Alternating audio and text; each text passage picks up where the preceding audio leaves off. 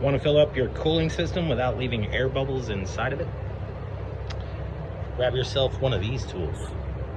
This is an airlift brand, but you could buy the $8 billion Snap-on version if you want to. Check out that hose.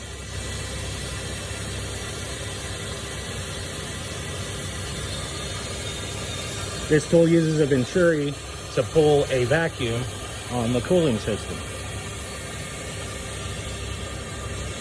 So that vacuum sucks in all the coolant.